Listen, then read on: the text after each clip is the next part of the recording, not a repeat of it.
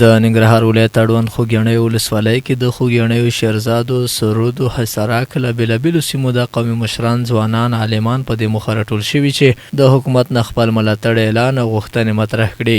قومي مشران وایي چې نسبتي امن دی او حکومت دې د بیارغونې برخې ته پام وکړي. د ملک د آبادۍ دپاره هغه یو څه ناڅه شته ده او موږ په دې ملک کې د یوازې د امنیت دپاره او د قومونو د یووالي دپاره د قومونو د یو بل پېژندلو د ټولنې دپاره د موږ دا غونډه د اسلامي امارت څخه قومونه ولسونه خپل ملاتړ اعلان کړي.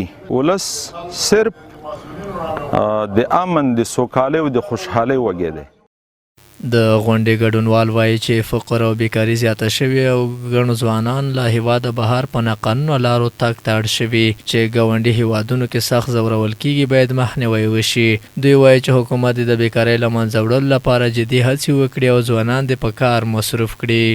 د هر هغه کارونو موږ ملاتړ یو چې هغه د قومونو د یووالي او د اتفاق ذریعه جوړیږي. د هغې ټولو کارونو موږ ملاتړ یو.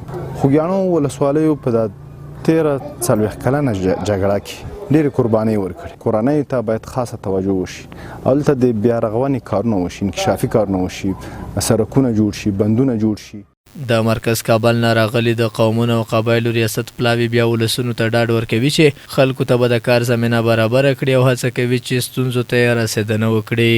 چې اسلامي امارت کوشش کوي چې قومي مشران دې ته وهڅوي چې په ارضي تمامیت او سرحدونو لر بر دلته امان قایم شي.